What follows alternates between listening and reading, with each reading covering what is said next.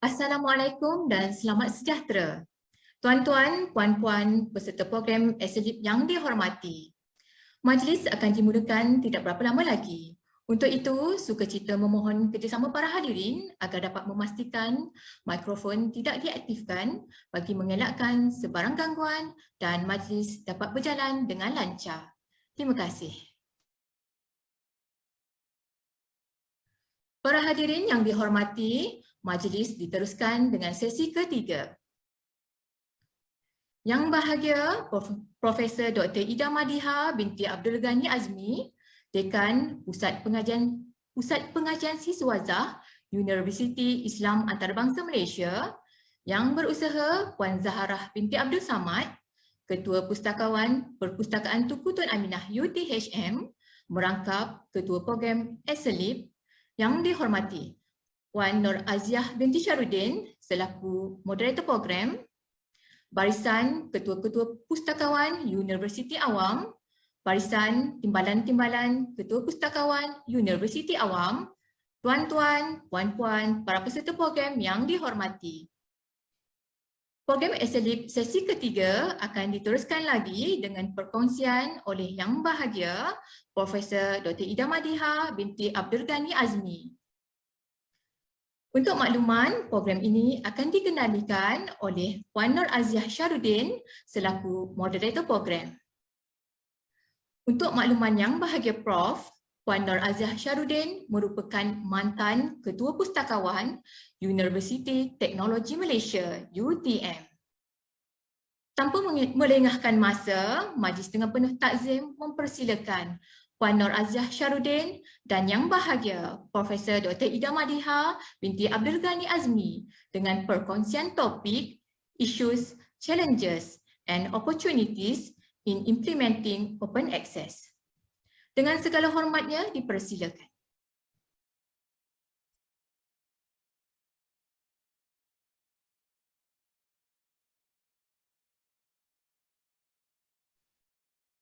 Maaf, saya mute.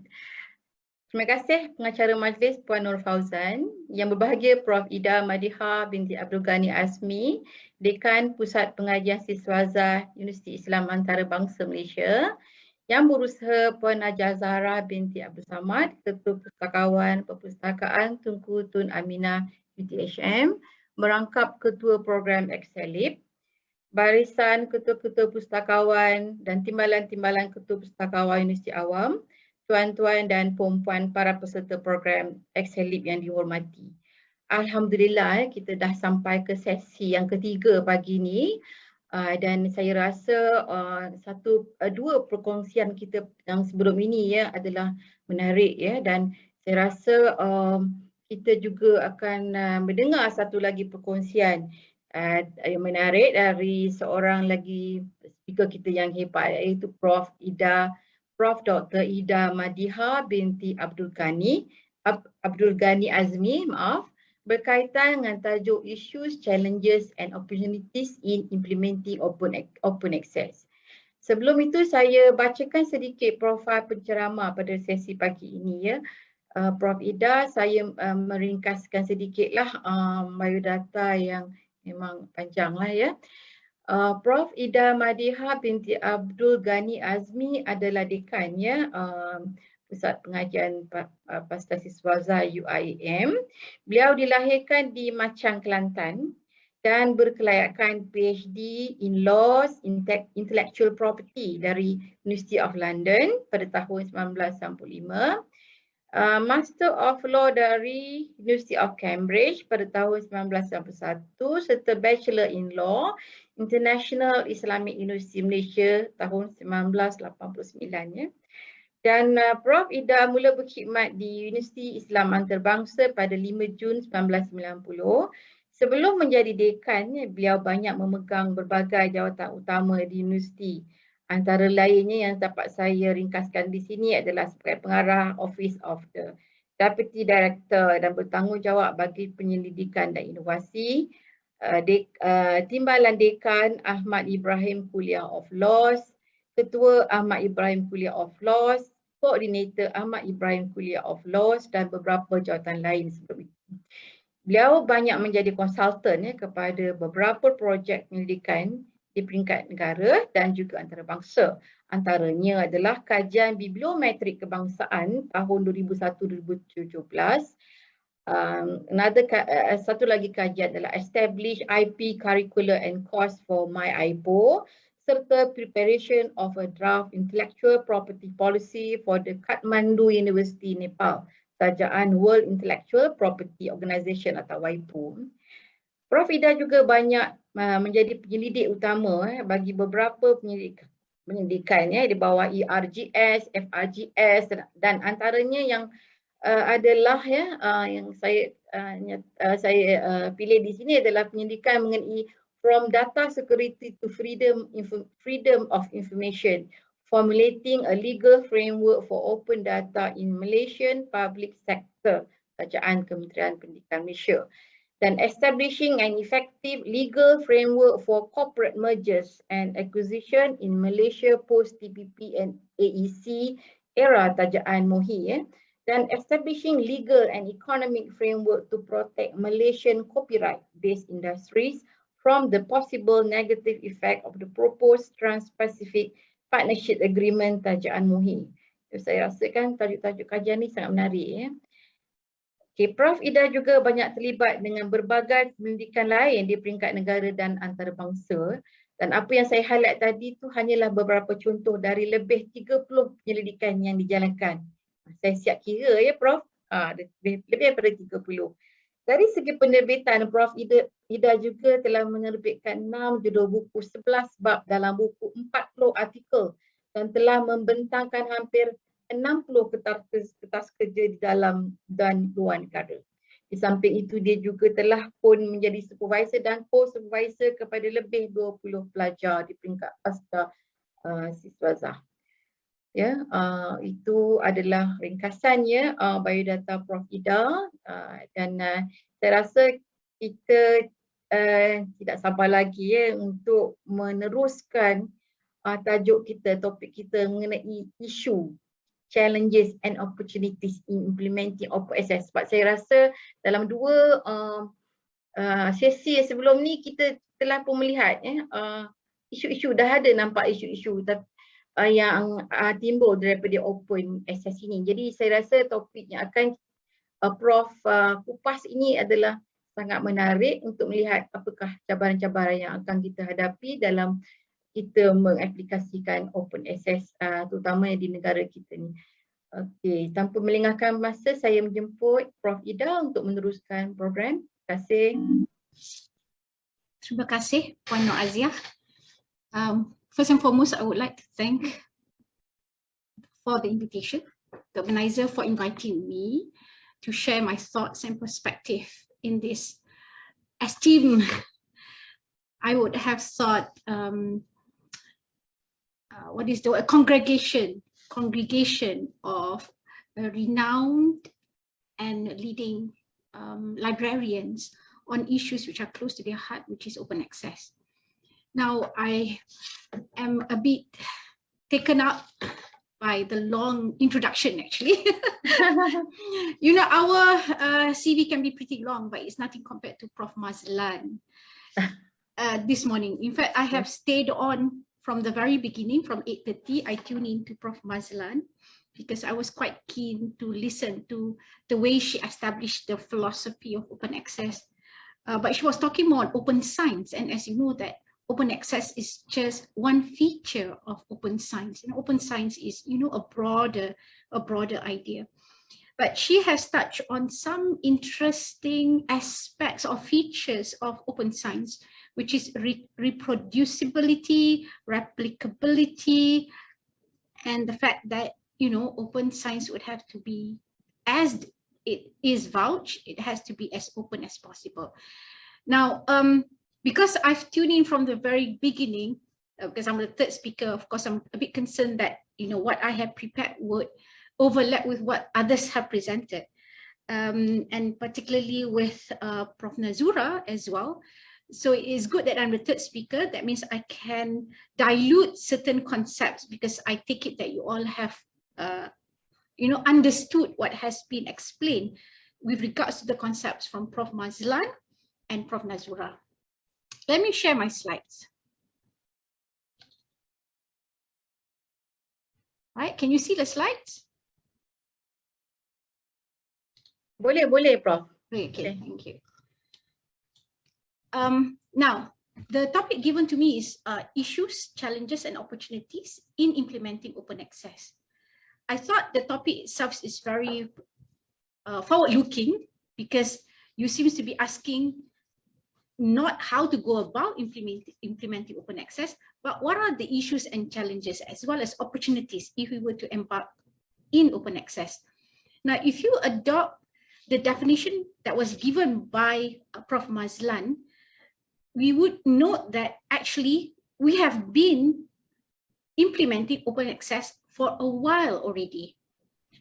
For a while, we've been embarking on this route, although, you know, without knowing that it is actually open access. Why? I will give you the reasons after this. Now, what I've done is basically to just copy the objective and learning outcomes that were given to me, just to set the background of the presentation. And also the questions that you gave me, right? These are the 4 questions that were given me. Open access mempunyai matlamat yang baik namun ianya bukan mudah dilaksanakan, betul. Wajarkah open access ini menjadi keperluan mandatory oleh pemberi grant apabila permohonan untuk grant awam dibuat oleh penyelidik?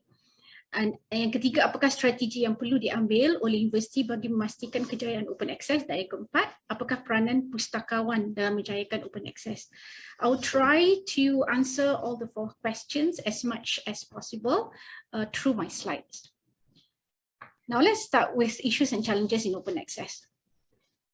Now we know that the publishing industry is very much dominated by the traditional copyright-based publication system. Whether you like it or not, copyright has been in this world for centuries, right?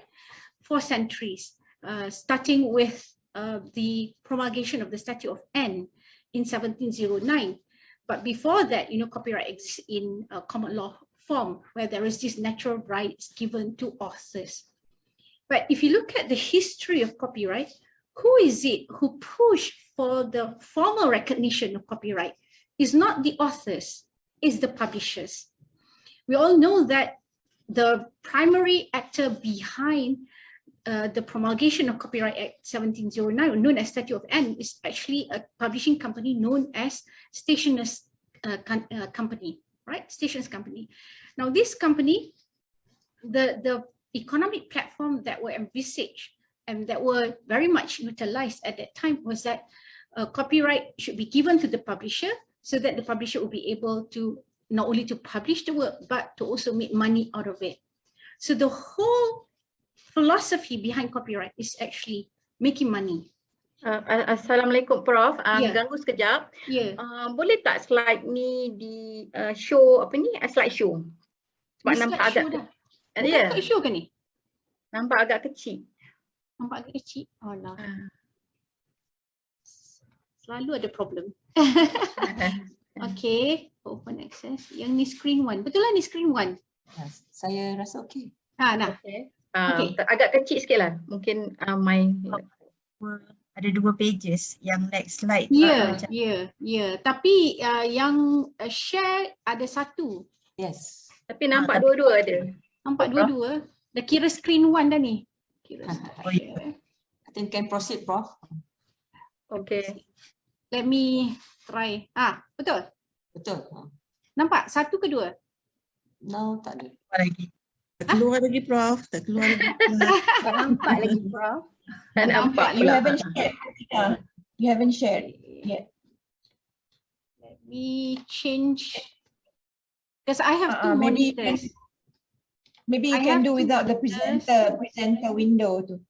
Presenter window. Kerja Fizi ke? Fizi dia nampak 2.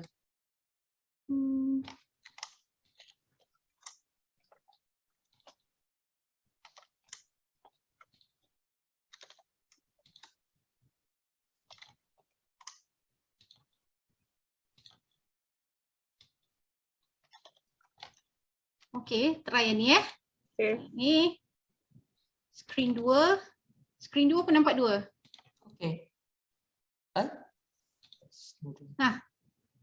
Okay, okay. Okay, nampak Yeah. satu. Nampak Satu. satu? Alright. Because I have two monitors. Okay, fine now. All right, let me start all over again. Okay. Now, one of the main challenge in implementing open access is the fact that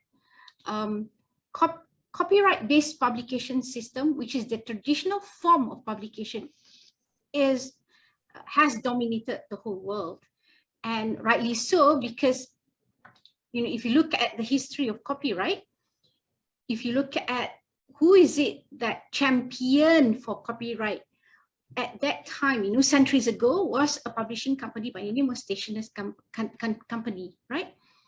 And at that time, the main philosophy behind copyright was actually to utilize authors' right to be given to the publisher so that the publisher will be able to reap as much money as possible. And at that time, publication was very much centralized. And at that time, publisher has a very big role because the publisher is the one to determine whether your work get to see the public or not.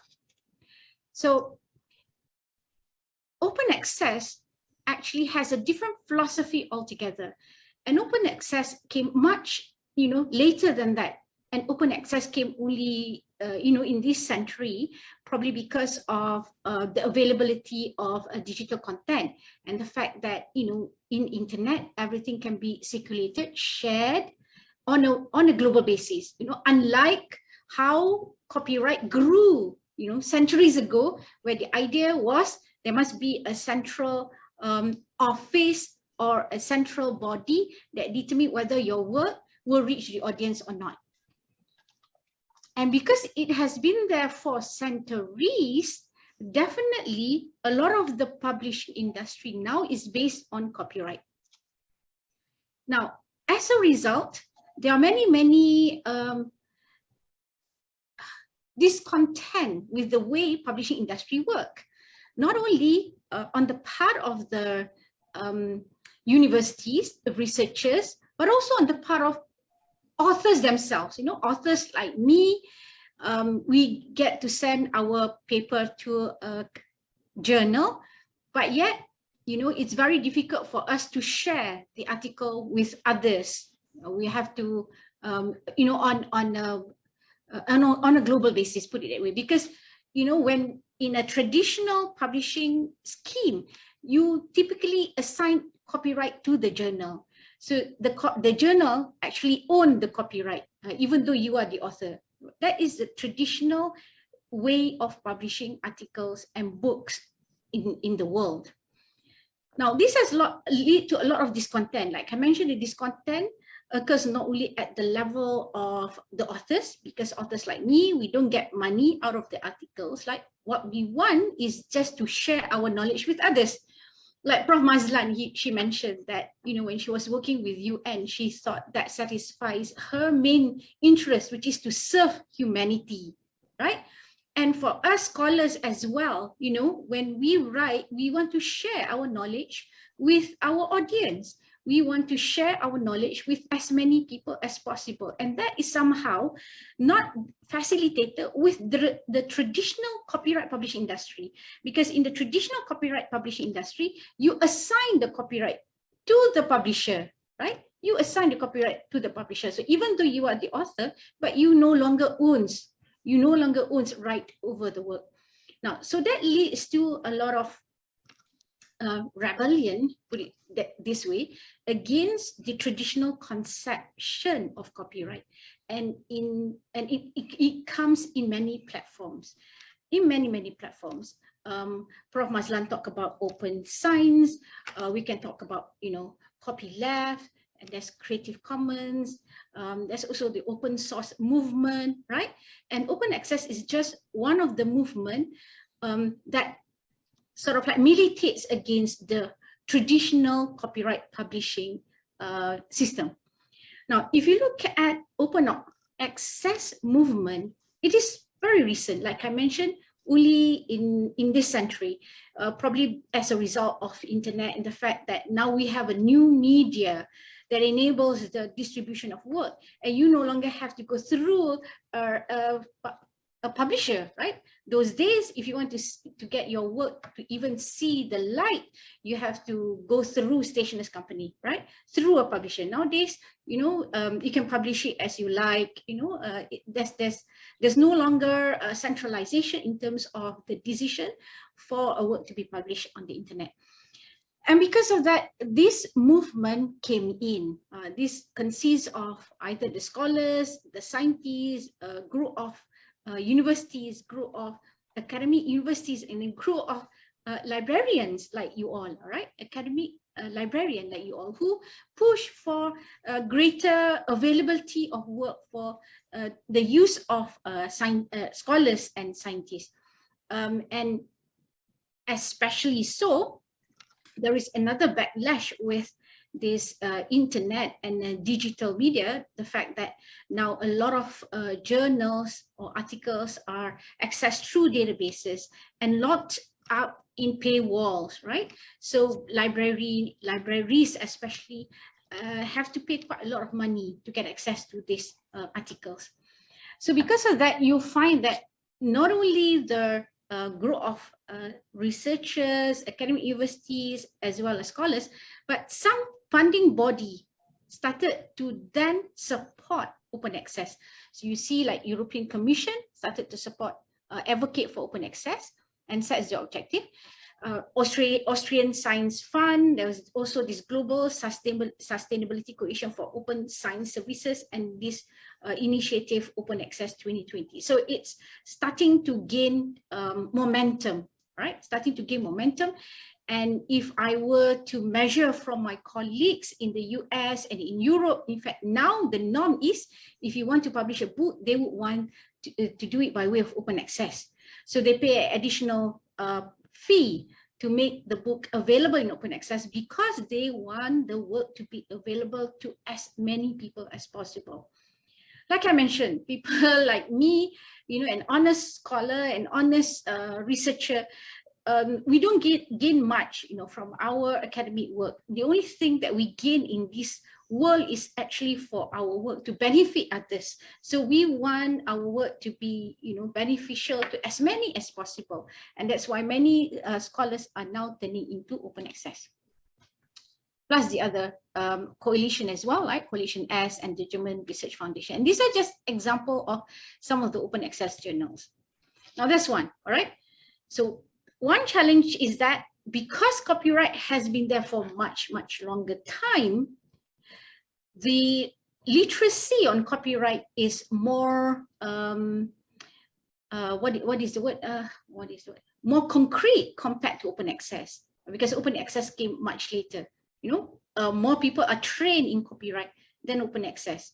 And that is the reason why more researchers actually would prefer the traditional form of publishing than open access because of their non-familiarity with open access, right? The second thing is that researchers are not knowing or not understanding the role of open access. Now, if you hear what Prof. Mazlan mentioned this morning, or her talk this morning, she mentioned of six attributes of open science. Now, open access is based on basically 2 or 3, depending on the organization that defines it, right?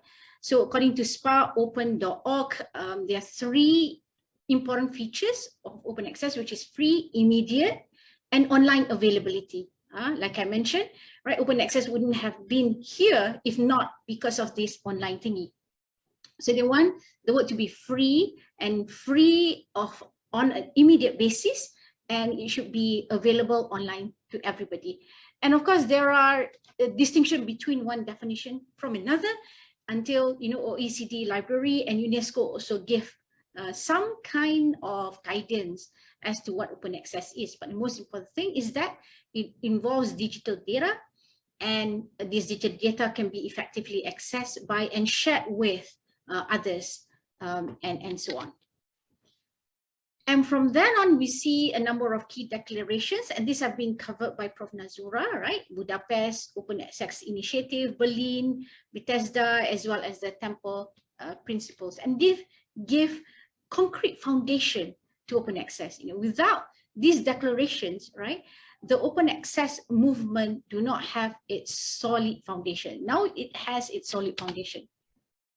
Now, as mentioned by Prof. Nazura as well, right, there are two main forms of open access publishing, which is gold open access, and this is where you publish in open access journals, right? Some of these journals are quite expensive. You really have to pay to get your article published in open access. Some free journals, and you can look a whole of the list of journals that do not charge any fee at all in DOAJ. I will just give you a screenshot of DOAJ that lists the list of journals, right? And of course, the second route, and Prof. Nazura have explained more than that, the platinum, gold, and whatnot. These are just variations, all right, of the two models. For the green open access, what it actually requires is to deposit in repositories after an embargo period. For example, in Oxford Journals, 12 to 24 months. Now, deposit in repositories is something that most academic libraries have been practicing, right? UIA has got our own IREP, right? IREP, where we deposit our publication in IREP. And through its metadata, we can set an embargo for our full text article. In fact, when we deposit full text. But through the metadata, you can determine whether what is seen or viewed by others is only the abstract, but also the full article. So if you are smart enough, you should be able to check the policy of your journal where your article is published to see whether there was any embargo period set by the publisher or not. And if you are smart enough, you'll be able to release the full article after the embargo period is over. So this is the reason why I say when it comes to open access, actually it's not a new thing. It's already in Malaysia for quite some time already, because most universities have got their institutional repositories. It's just a matter of how sophisticated the user is, how sophisticated the researcher is or the lecturer is, how well aware is he of the embargo period, how he play around with the metadata. And a lot of researchers like me, for example, when we deposit and that's it. That's it. It's just one time setting the metadata and that's it. So we don't care so much about it because we move on from that. We publish every year and we move on for that. Actually, it's very important that researchers and scholars are trained to deal with the metadata. And if they are really interested on open access and green open access, right, and play their role in green open access, is to be familiar with the embargo period, which is set by their publisher. Okay, so if you Google around what are the features of open access, they are scholarly, they are freely available, they use conventional techniques, quality control techniques, may allow authors to retain their copyrights and blah, blah, blah, blah, blah. And some of you may question, isn't that the case with the normal tradition publishing journal as well? Isn't the normal journal the peer index journal in tier 1 and tier 2, right? Scholarly as well? It is scholarly. But what they're trying to say is that even open access journals are scholarly, right? And sometimes if you look at these features, all right, if you look at these features, it may actually overlap with traditional publishing scheme, in the sense that some publishers now, especially the renowned and reputable publisher like Elsevier or Oxford, right? They do allow authors to retain their copyright, as opposed to the old style, right? I'm still seeing journals using the old publishing agreement where, you know, copyright is automatically assigned to the publisher, right? But the newer journals, and especially the international journals, they no longer ask the copyright to be transferred or assigned to them. They allow authors to retain their copyright. What they ask is just to be given a license to publish the work. Okay. And so if you, the typical distinction between copyright and open access is that, you know, copyright refers to where the copyright owners control all the exclusive rights. And if you want to have access to their work, you have to pay royalty or subscription. In the context of articles now in databases, you know, you have to pay the license fees. The purpose is to retain commercial interest, and, you know, so that, you know, the publisher who invests money in publishing your work will be able to recoup their investment, right? Well, open access, of course, you're still talking about certain exclusive rights, but not all. All rights are not exclusive. You can collaborate, remix, or benefit. And, you know, users do not have to pay if they want to access the work. And users are automatically allowed to reuse, remix, and come up with a derivative work from the original work based on the terms of the agreement. Now, the third thing is that most users, scholars, scientists are not familiar with legal concepts. Okay, whether we like it or not, right? Whether we like it or not, all these new so-called alternatives to copyright are actually derived from copyright, and they are based on copyright. They are not denying copyright altogether. In WIPO, because I've been working, involved in many of WIPO initiatives, right? For many, many years, they only talk about copyright. For many, many years, right? Until the turn of the century, they start talking about open source licensing. And now they're talking about, you know, copyleft and Creative Commons. I mean, they give explicit acknowledgement to the existence of other complementary platform in addition to copyright. But it's still based on copyright. Copyright is still the main traditional form of publishing, right? But because copyright allows the owner to control all rights, it gives a lot of difficulties for the user to use it, right? Whether they can share, remix, or adapt.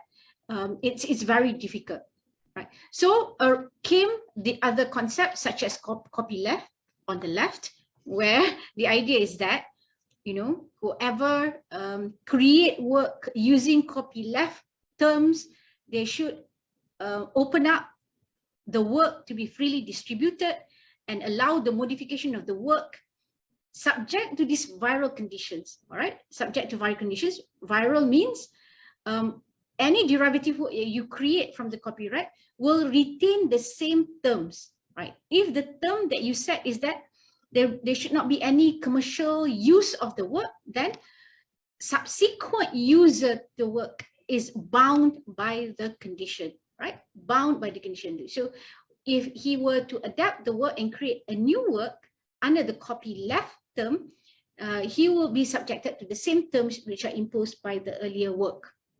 That's what we call viral conditions. A bit like virus, right? COVID-19, now that we're living in COVID-19, you know how virus how viral the COVID-19 is. That is the same platform that copyleft is based on. Now came Creative Commons, right? Creative Commons, it basically allow the copyright author to reserve some rights. So it's up to you then to determine what are the rights that you want to reserve, right? That's beautiful. And I would say it goes against copyright. It's actually based on copyright because copyright give you all these rights. And if you look at it, and these are the words which are already shown by Prof. Nazura, right? What are the rights which are given to you? They are actually a bundle of rights. There are 5 rights that are given to authors of the work and owners of the work: reproduction, communication, performance, distribution, and commercial rental. Okay, 5 types of rights. And you can commercialize or license this right separately. So using the traditional copyright system is typical when you approach a publisher to publish your work, that you assign all rights to the publisher so that the publisher can utilize the most to make up for the investment they put into your work. But it doesn't work anymore, right? People don't want that anymore. People want to be given the flexibility to share his work to others. And because of that, what Prof. Lessig has come up with is Creative Commons. Now, most open access publishing journals that I've seen have used this Creative Commons license. Why? Because it's so easy to use, right? It's so easy to use, all right? It comes in three forms. One is the legal agreement in words that you can read. One is in the form of metadata, which can be embedded into the work, right? And it will appear on every work that we release in the public, okay? So user can automatically see the license terms that come together with the work. And for once, you know, because Creative Commons is actually created by a renowned copyright professor. Lawrence Lessig was a copyright professor at Stanford. And when I listened to what he was saying, that was in Malta many, many years ago, right? He was the keynote speaker. And I thought, you know, how Islamic the concept is. He said, many researchers, many scholars actually want to share their work on a global basis, but this is not possible because of copyright, where, you know, the exclusive control is given to only one person. So for once, you know, even WIPO has accepted that perhaps this is another economic system, right? The economic system is based on not one person getting the right to control, but the fact that, it's based on sharing.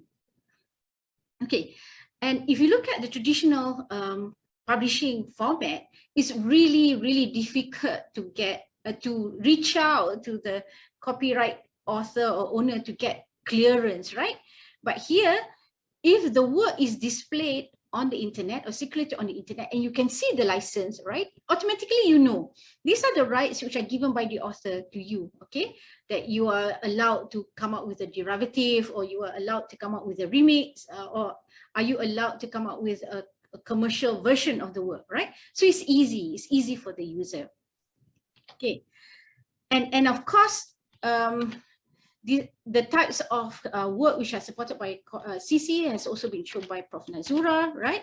And the most important thing is that, you know, because the whole licensing scheme and the whole system was actually developed by copyright professors and lawyers, you find that the licensing term that is supported by Creative Commons have withstand judicial challenge. There are many people who have litigated against others, you know, for the usage of work using Creative Commons license, and the court judicially recognized Creative Commons, you know, and the licensing terms in Creative Commons. So how it works in law is that, you know, the contractual terms will be one tier above the copyright.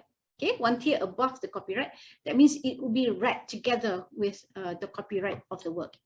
And we have cases like this: Gatehouse Media, Deutschland, Cheng and Virgin Mobile, and Curry and Odex. And I don't intend, you know, to go in depth these cases. Suffice to say that the court actually recognized the validity of this agreement and are willing to enforce the terms of the agreement.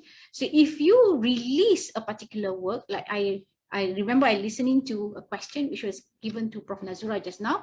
What if you share a YouTube video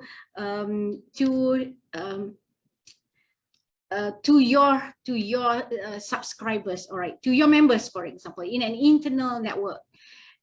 Actually, some YouTube videos are available on Creative Commons license. You just have to check whether it is allowed to be shared or not, right? Look at the permutations of the CC-BY license and see whether it allows you to share it with the others. Now, the fourth challenge is, of course, the uncertainty of the scope of reuse or non-understanding of the accepted legitimate use in copyright. Now, although copyright has been in the world for centuries, right? Centuries. The way it is said is that for others to be able to use your work, it would have to fall either under fair dealing or under fair use. Okay? Under fair dealing or under fair use. But both fair dealing and fair use are determined by the court, right? And of course, we have these factors for fair use factors, which are now incorporated into our own Copyright Act. And this was done in 2000, and I must say, I was involved in the copyright revision at that time, and we were, debating whether we want to include fair use factors into what we have a fair dealing provision, because we are a fair dealing jurisdiction. And we want to follow Singapore, where they move towards a hybrid system where we have both fair use and fair dealing. And it was actually done, all right? So we have these fair use factors, which are actually broader than fair use. But again, who decide whether a particular use fall under either fair dealing or fair use? Who decide? Eventually, it's going to be the court. And because of that, it is not very useful for users, for librarians, for scholars, for scientists, because they wouldn't want to take a risk of reusing a particular work with the fear that they're going to be sued for litigation, with the fear that they might not fall under the fair dealing and fair use provision, because fair use and fair dealing provision is only used for defense purposes, all right? Defense purposes. A bit like, when you're playing games, traditional games, yang kejar-kejar tu, and somebody was already coming after you, you say, hey, choke, all right? So at that stage, when people come after you already, and you say, choke, and that's not a very good system, right? And because of that, a group of librarians and scholars and users came up with this, the Conference of Fair Use, where they put the proposed use, which are typically done by scholars or even librarians, and they will put the guidelines very clearly. Okay, what is allowed? Say, for example, if you photocopy only the index page, is that falling within fair use? Right? If you photocopy only 10% of the work, is that falling within fair use? That is what we want, actually. We want these concrete guidelines, right?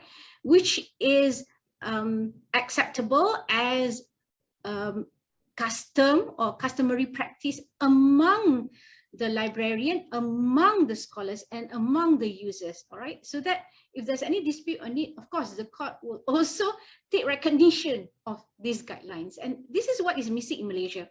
Now, I remember early days, I was involved in the discussion with Perpon, at UM at that time, and also National Library. There was a move to come up with guidelines on what amount to fair use and fair dealing, but somehow it was not followed up. Until now, we don't have a detailed guidelines as what will be acceptable as far as the users are concerned. So that gives us the comfort zone that what we are doing is not flouting with copyright. And because of that uncertainty of this fair use and fair dealing provision, whether you fall under fair use or fair dealing, so they came up with, creative ways of allowing users to use their work. So they come up with Creative Commons, which I thought is pretty creative and pretty brilliant, right? Brilliant. Okay. Now, the fifth issue, and this is real, is that many scholars, many scientists, and many authors are not sure of the meaning of many of the standard publishing agreements and the scope of reuse, because we just signed the form. We don't understand what is given up. We don't understand what is written in the publishing agreement. All right, I'll give you some samples of terms and conditions. All right, these are open access license agreement, right? It has an effective date. and it says that you grant license, right? You grant license, and and the publisher even gives certain warranties and gives certain indemnification, right? Not every writer or author would read this license agreement, and for them, some of the word that is used do not have any meaning to them. They're not familiar with the terminologies used. For them, it's just a normal word, but actually it is a legal term and it carries certain connotation. Okay, carries certain connotation. Like this case, it's clear-cut open access license agreement. This is of course from a reputable journal, but I've also heard that in Malaysia, there are open access journals, so-called open access journal, but asking the copyright to assign the copyright to the publisher, which I thought it goes against the label of open access. You know, that shows even publisher are not familiar with what open access is. What more, you know, authors and writers. That, I mean, it's really, really tough for people reading the agreement and understanding what is it that you have actually sign up to. All right. And for some of the open access journals, they clearly say that they will use the Creative Commons license. It's either CC, BY, NC, and D, where you are giving the right for others to share it on a non-commercial, non-derivatives basis. All right. So that means if I'm the user, if I have this video from YouTube and it is labeled as CC, BY, NC, and D, that means I can use it only for sharing purposes. That means I can incorporate into my video. Say I'm also creating a video, but it's only for classroom purposes because it's not meant for commercial purposes, right?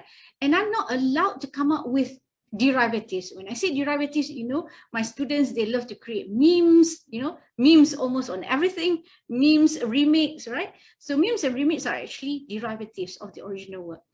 And if it comes with CC-BY, CC-BY is actually the broadest license. In the sense that, let's say I come up with a major work and that is supposed to signify me and I'm very proud of it and I just want others to use it. I don't care, right? I don't care if they were to come up with derivatives, they make money out of it. So the only thing I care is that they acknowledge you as the author of the work. I would choose CC-BY. So work with CC-BY, you'll find that the permutations of the work will grow very fast. There'll be significant uptake of your work because people see that, you know, but again, depending on whether your work is good or not. Now, the other term is CC-BY-NC, non-commercial. All right. Now, like I mentioned, reputable journals are aware that now institutions also are quite concerned about the distribution of their authors' work, right? Most universities have got their IREP now, institutional repositories, right? So they list down clearly, you know, what can institutions do with regards to papers that were published in their journal. But that gives more work to the users, to the scholars, to the librarians, where you have to glean through every publisher's website, all right, every publisher's policy to determine what can you do with regard to that article. This is another Creative Commons open access agreement. You can see that it's slightly different than the other one, all right? So can you imagine, you know, if you send your articles to 20 journals, right? There are 20 different types of publishing agreement that you have to read, and then you have to ask yourself, you know, whether you agree with the term of the agreement or not. This is one example of a typical copyright traditional publication where you assign, you know, you assign your right over the manuscript to the publisher, right? So this is a total assignment, and this is the traditional way where an author, upon publishing, will give away all the rights to the publisher. And of course, this leads to a lot of difficulties because in the future, the author would want to improve the work, you know, and want to, you know, share it with others. And unfortunately, if you want to share with others, you have to keep seeking for the publisher's consent. Okay. Now, of course, a lot of people focus on this, the fact that, you know, if you publish in open access journals, then you get greater citation. I'm not sure whether this is actually right in theory, but in practice, I've seen many presentation by scholars from other countries that seems to show that papers that they publish in open access journals get higher citation. Naturally, it will be so because your article is accessible to a global basis. And I must say, I'm quite sad after 30 years of my writing, right? I've written, I think, more than what the moderator said. But in terms of citation, my citation is still very slow. At times, you know, the Q1 and Q2 journals, they are quite expensive journals. And as a result, you know, they're not well read by others. And that's what you want, actually. You want your work to be well read. Okay. This is just example of open access journals, right, on DOAJ. And this is just examples of the charges that some of the journals impose or charge for open access. These are for journals that have two platforms, right? Traditional publishing as well as open access. So if you opt for open access, then you have to pay a fee, and that fee can be quite expensive, you know. And some of the grant providers in Europe are actually willing to pay these open access fees because they want the work to be available on a global basis.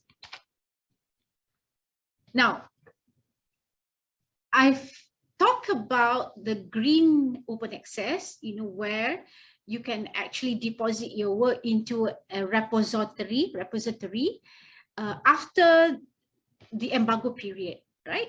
As easy as that, all right? Many scholars are not familiar with the term embargo.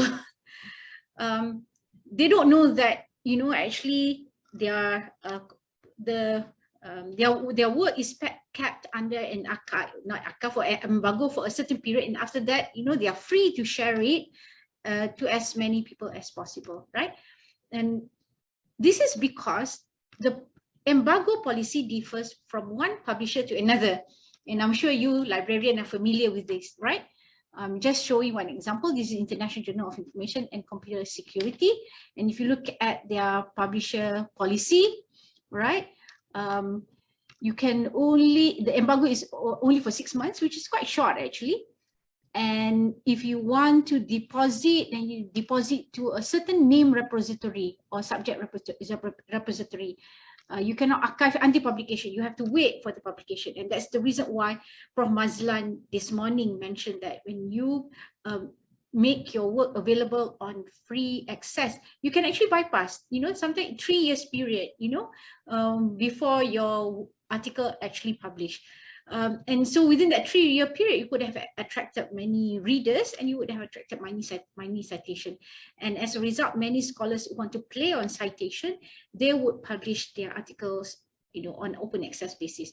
But what I'm trying to say is that there are some funders, and you can see the prerequisite funders here, that actually insist on the work to be made available on open access.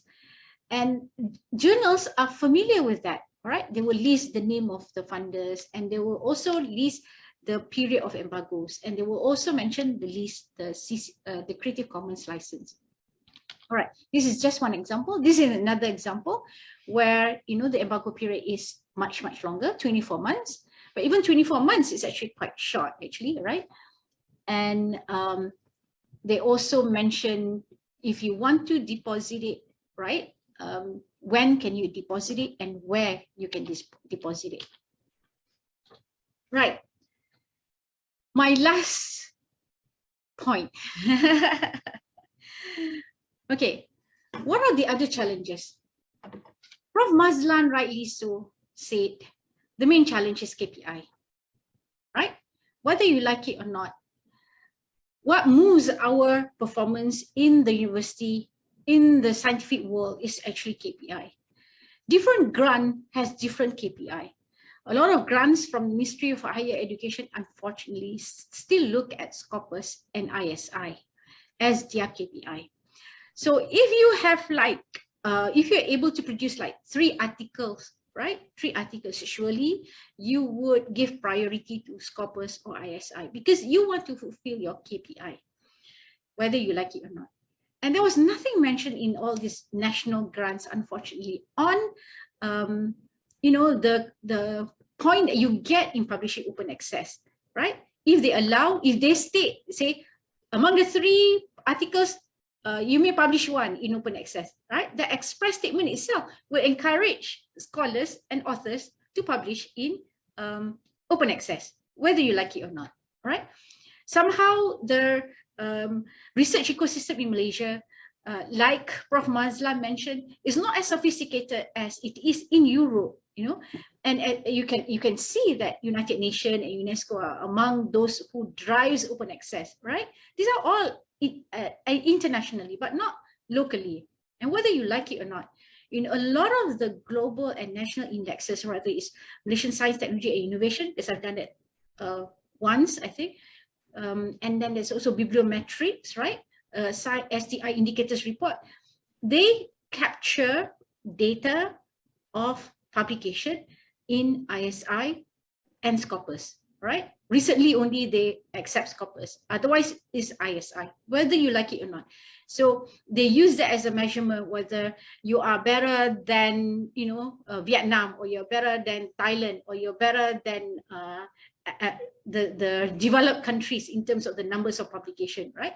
It will appear in OECD report, it will appear in main science and technology indicators, you know, and because that is basically the game that the scientific community is playing, you're talking about international scientific community is playing, and it gives credit to the country at global level. And of course, the push is they push down the aspiration to us, the scholars, the researchers and the scientists, right? So we have to play their game, and their game is it has to be articles in ISI or Scopus. And of course, like Prof. Mazlan rightly mentioned, that, you know, there are a lot of uncertainties with regard to open access, especially with regard to data release and reuse. You know, there is fear among the scientists that the data that they have worked so hard to generate will easily be, you know, stolen by others or copied by others, right?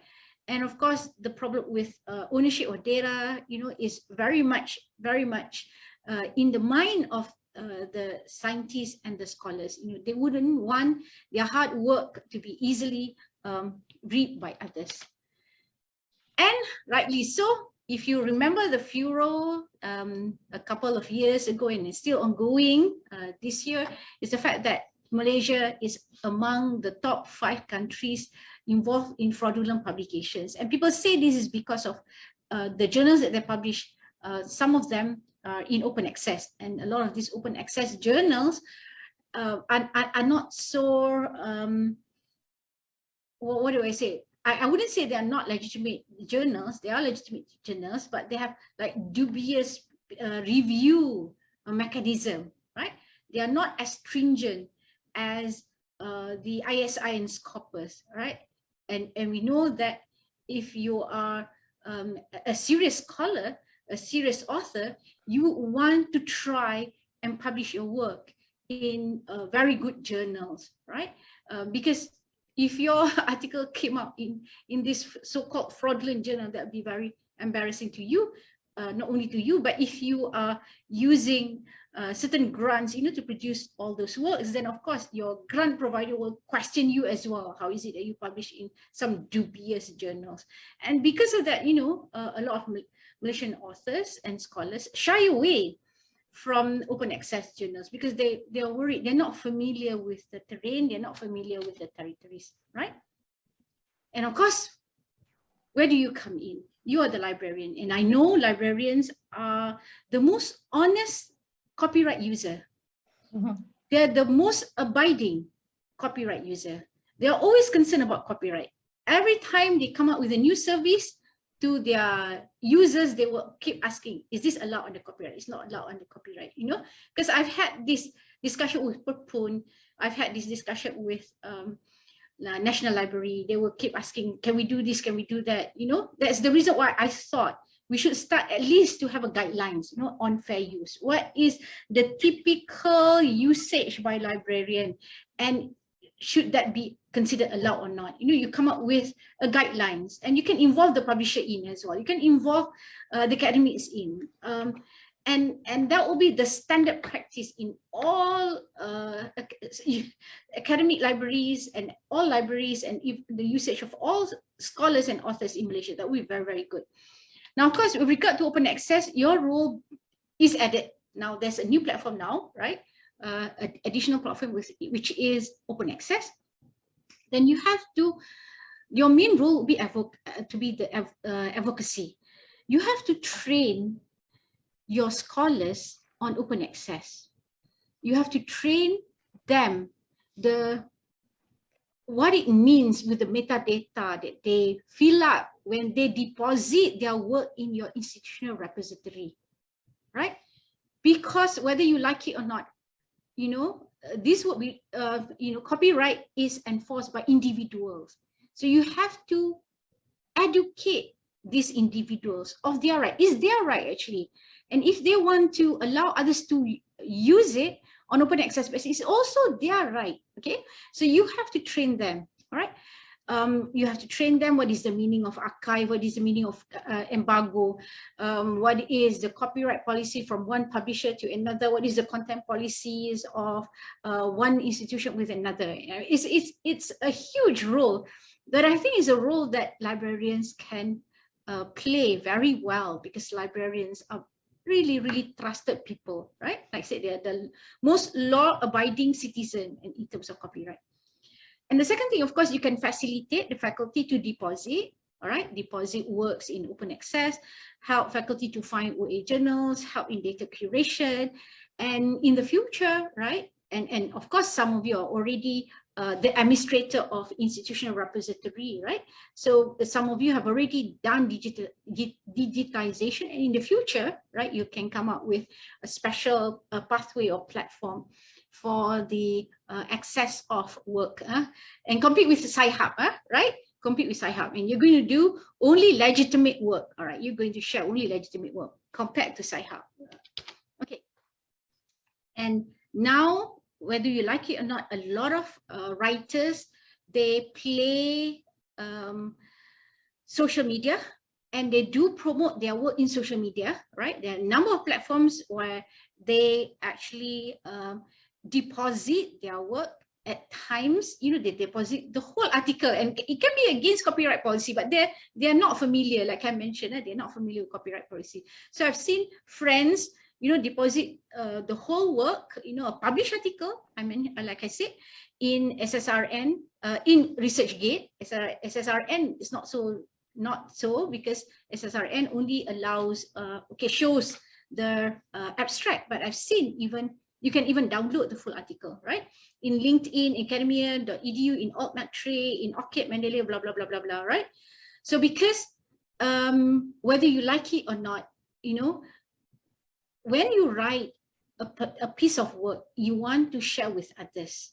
So you want to be in a club where you can share each other's work. And this is what it essentially is, where you become a club of researchers, right? I would consider ResearchGate is actually a club of researchers where they share each other's work, right?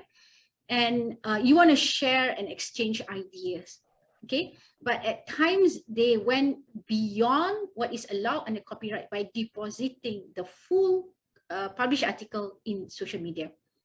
And of course, institutional or international repository, and in the context of published journals, then you would have to again and again educate your users. And of course, I'm talking, I use users, includes authors and writers, all right, staff of universities, on embargo and sharing options. All right. With that, I end my presentation. Wabillahi taufiq wal hidayah. Assalamualaikum warahmatullahi wabarakatuh. Terima kasih, Prof. Satu perkongsian yang syarat dengan ilmu, ya. Yang mana kalau kita sebut open access, kalau kita tidak memahaminya, ingat ianya adalah open sepenuhnya. But there are still limitation. copyright itu ada had-hadnya dan sebagainya. Jadi kalau dulu saya mula-mula dengar open access, wow, this is good, open. Seterusnya, I thought that's the idea, but there's still limitation to that and we librarian need to understand that lah. Jadi saya melihat open access dan open publication ni created because the ecosystem of publication itu sendiri, seperti kata Datuk Mazlan pagi tadi, kita terikat dengan journals, high impact journals, Q1, Q2 journals dan sebagainya. Jadi kita penyelidik mungkin nak publish pun, kalau katalah nak publish open access betul, tak ada ranking pula. Nak publish di high impact journals, duit, it's not cheap, sangat mahal, dan juga mainan publisher pula, dia bundle. Ya, dia bundle. Mana yang kita tak nak pun kita kena beli. Mana yang kita nak, kita memang kena beli, tetapi kita juga membeli perkara ataupun jodoh yang kita tak perlu pun. Jadi saya merasakan bahawa open access itu, macam kata Prof tadi, ResearchGate, it's a very good platform, tetapi itulah, mungkin dia ada isu juga ya Prof dari segi quality. Apa pandangan Prof mengenai perkara tersebut? Saya ada beberapa soalan lagi daripada peserta lain, tapi saya ingin bertanya tentang itulah. ResearchGate is open, but how is the quality? Is there any review for that? Publication yang publish di situ. I think this is a good platform lah, ResearchGate. Yeah. Kalau if you look at the list of journals in DOAJ, you find that some of the good journals are there as well. The one in Q1 and Q2, but this comes from the published reputable publisher macam Oxford, Elsevier, because they are hybrid. They have two platforms. One is open access, one is traditional publishing, copyright. Now, for those journals, you don't worry about the quality because the publisher is known publisher, all right? So the advice to authors is always to look at who is the publisher. Who is the publisher, right? We don't worry about the well-known international publishers because they have a very systematic reviewing process, right? And their reviewing process are very, very rigorous. Yeah. But I'm also had experience with Scopus or Web of Science journals, WOS journals, where you just pay one fee and by next month, your article is out already. So you question, how is it that Oxford and Elsevier take at least 12 months or 18 months? And I know I've been a guest editor for journals as well. It's very hard. It takes so long to do the peer review. At least 12 months or 18 months because it has to ding dong a couple of times, right? Yeah. 2-3 reviewers or even 2 reviewers takes so much time. So what some of these journals do to cut down the time of processing is that they have like a group of people who read these articles quickly, but so that the article get published very fast. But your question is, how rigorous are they? I mean, if the decision comes in a week's time, your article is already accepted, right, and it's going to come out next month. You'll be wondering, whether they are doing the review process rightly or not. Yeah. And this is a problem. Okay. Saya bacakan ya. Ada soalan daripada Ratna. Saya rasa Ratna daripada Universiti Malaya Library.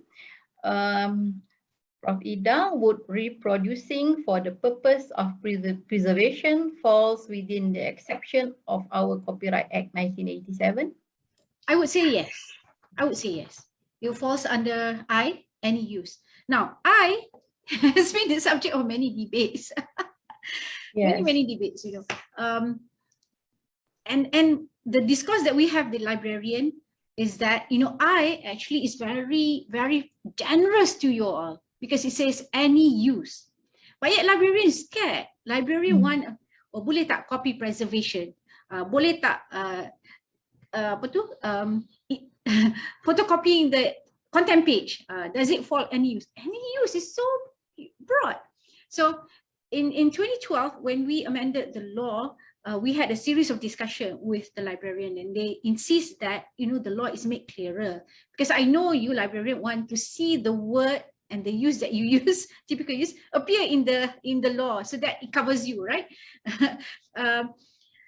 And at that time we thought that it is better to have any use because it's very broad. And this thing crops up again. I think last year there was a workshop done at MyPo, and the idea was actually to again revamp the exceptions and limitations, right? Revamp the exceptions and limitations to make it clearer to the user, and particularly to librarian. So we can put that copy preservation, you know, is allowed. You want that word to appear in the akta, okay? What I was suggesting to the librarian was that maybe you should come up with regulations instead of the things that you can do and the things that you cannot do, as opposed to a copyright word, rather than putting it in akta. Because, you know, a lot of our legislative revision have not even appeared before the parliament, right? Mana ada parliament in session ada lah kan, but they were talking about other things, right?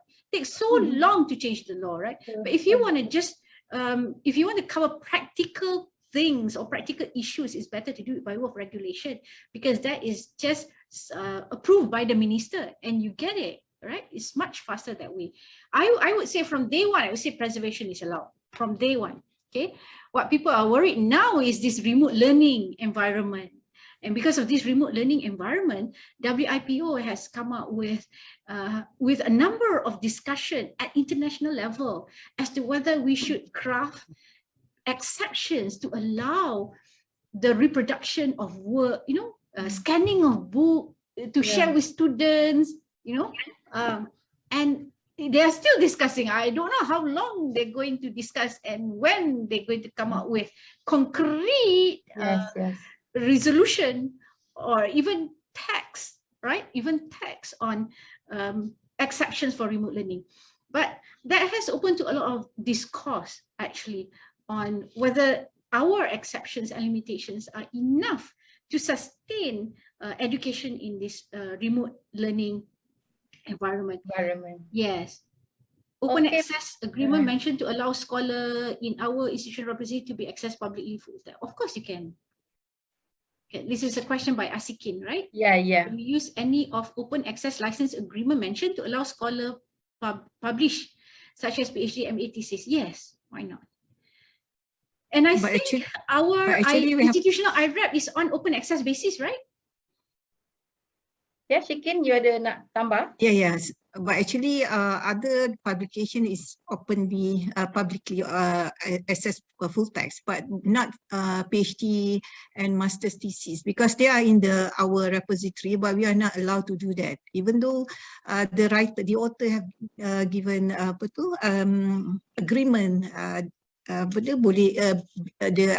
publication belongs to the university, but we still have problem in order to give access full text to Boleh, if author allows it, right? So, you know, you have received the license or the permission. License is actually permission, okay? Permission from the author to release it on open access, and it should be okay. It should be covering you. Okay? That's clear. Yeah. Okay. Ya, ada soalan lain? Puan Siti? Puan Azia, terima kasih. Prof, when we talk about open science and open access, we focus more on the academic and scholarly deliberations. My question is, how can the community at large benefit from your research products to improve their standard of living or well-being, and perhaps the ability of the future generations to meet their own needs? Perhaps, for example, researchers in the field of medical, economics, business, or sustainable agriculture, and so on. Thank you, Prof. It's a little bit different in context. In fact, there are a lot of debates as to sharing of data, particularly in this pandemic. If you remember, WIPO and WTO especially, still negotiating this IP waiver, you know, for vaccines, right? Yeah. Yes. Issue is a lot of these vaccines are patented, right? And because they are patented, so we have to pay a certain fee, you know, for the use of those vaccines. And if you open up the patent, then of course, more countries can manufacture the patents, and that will reduce the cost of the manufacture. And in some countries, there are a lot of research and innovation involving COVID-19, either in the form of the test kit, you know, in the form of the tracer apps, right? Tracer apps, we have MySejahtera, right? Yeah. I believe in Singapore, there are a group of scientists who've come up with some tracing technology, you know, to trace COVID-19, to be used in COVID-19, and it's made available for free, in open science, right? So there is a movement towards greater sharing of data among scientists, particularly because we live in a global world, right? We live in a global world, and particularly in COVID-19, you know, even if we are safe, we are not safe until everybody is safe. So this is where sharing of data, it's more paramount than, you know, controlling the data. So if you ask scientists, especially if you listen to Prof. Mazlan, of course, scientists, they want their work to be beneficial to the whole humanity, right? Rather than caught up or controlled or closed or restricted because of intellectual property. If you listen to Prof. Asma as well, they was talking about, you know, how science or scientists wants to help humanity. You know, generally, you know, people who are involved in scholarly work, they want their work to be available to others to be benefited from. And Malaysian government has also started on this. I think it's open data, right? Open data. But when I look at the open data initiative and the data which is made available on open basis, they are still very limited, you know, very limited. Mostly dealing with processing of government functions such as, you know, time bus datang sampai dekat UIA, you know, that they make available. Of course, that you have to share with everybody, that people know what time is the bus coming to UIA, right? But by right, even scientific data should be shared on a global basis so that, you know, humanity can make benefit out of it. But concern is always, what if you are reap off your effort? People benefit from your data. And this is the same concern that we have with a genome database that I was also involved with, the HUSM, right? They want to start opening up on open access basis, but the scientists who deposited their variant still concerned that, you know, that others may make use of it. And to their disadvantage, you know, there's always the fear that people make money out of it and out of your effort, and that's not fair. All right. Yeah. Right. Hybrid dealing and fair use system. Okay. Previously, Malaysia has this fair dealing provision, right? Section 13, subsection 2A. It states fair dealing. Fair dealing is very much common law system.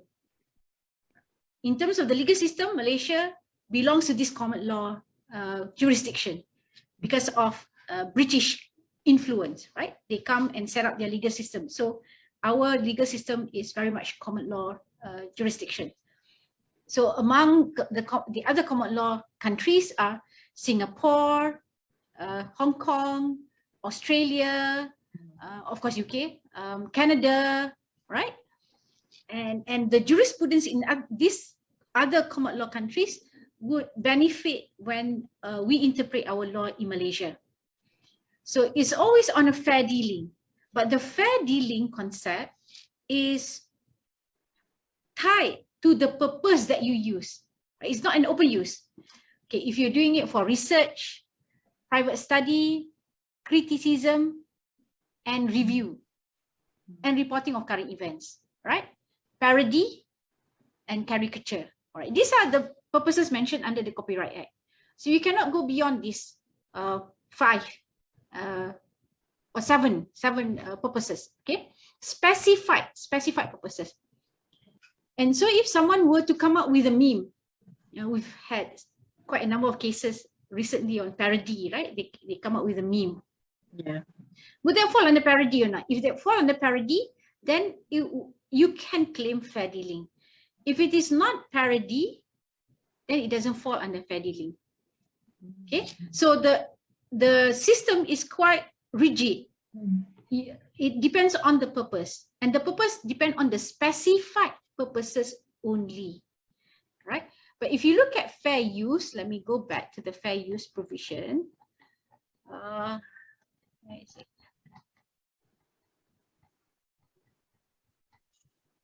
The main fair use system is, of course, US. And okay, that's the one. Okay, share it again.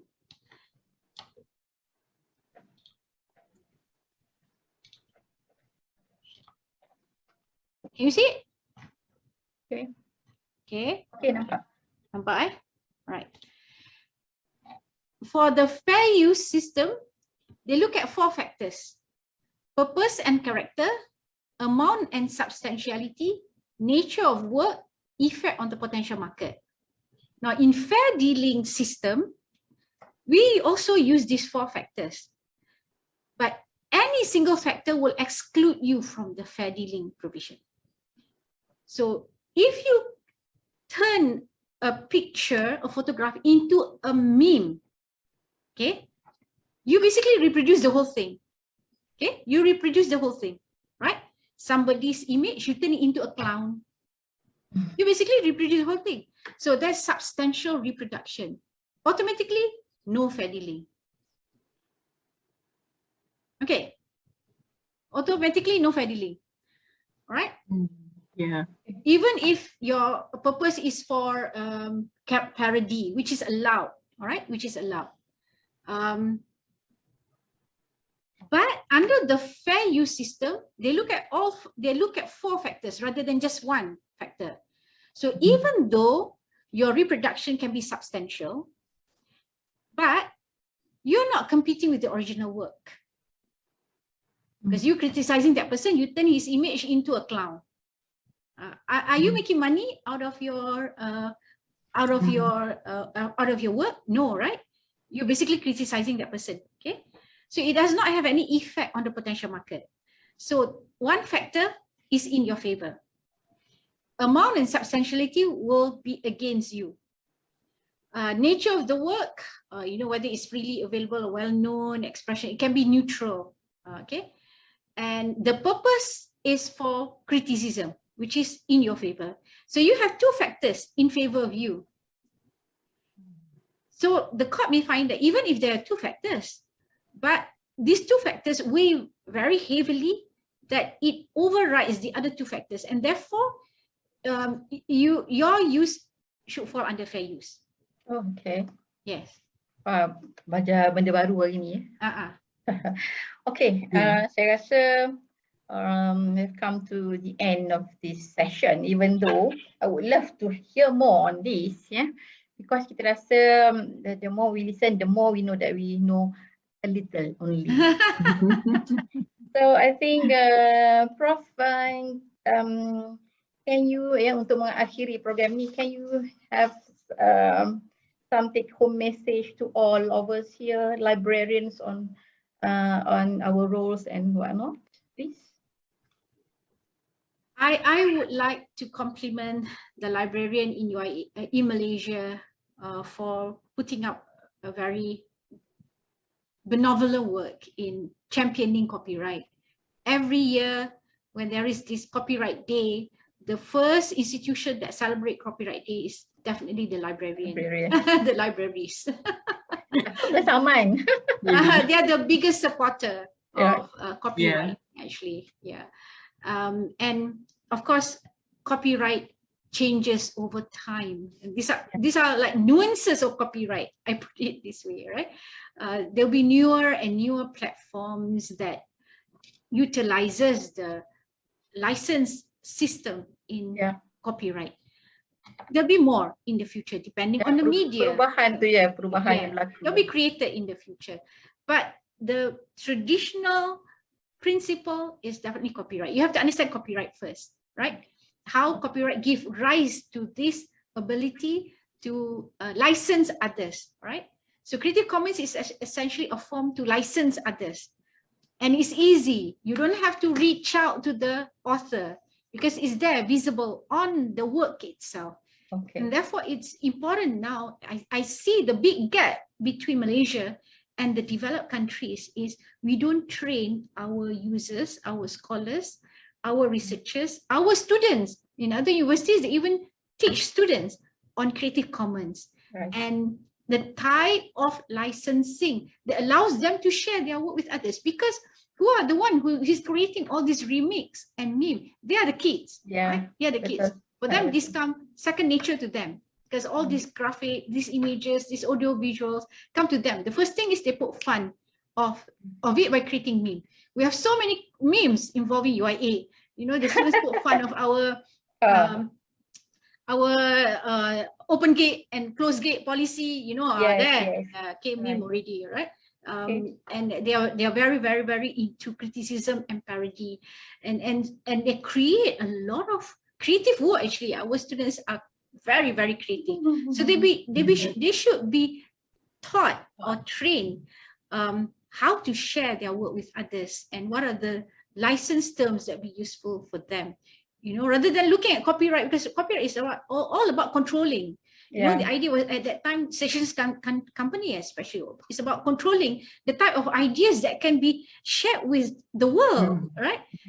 So they become very a censorship body, right? Their work which will not even see the light. You know, those were the D days of copyright where you want to control. The feeling now is you want to share, and this has been facilitated because of technology. Thanks to technology. It has been facilitated technology. So our conception of copyright will also have to change. Right. Yeah. Okay, Prof. I think it's very interesting and we might have another session untuk lebih memahami keseluruhannya.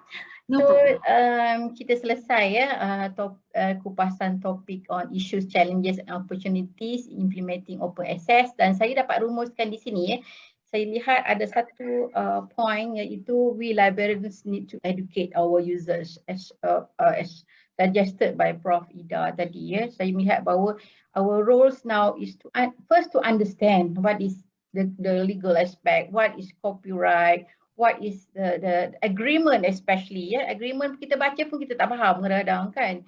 So that's the important thing, that we need to educate ourselves first as librarians to understand or to expect. Then you need to teach, you need to collaborate dengan researcher, dengan user, not only mengenai copyright sikit pada dasar saja, tetapi lebih daripada itu saya ingat. Ya, ada banyak perkara yang kita kena faham mengenai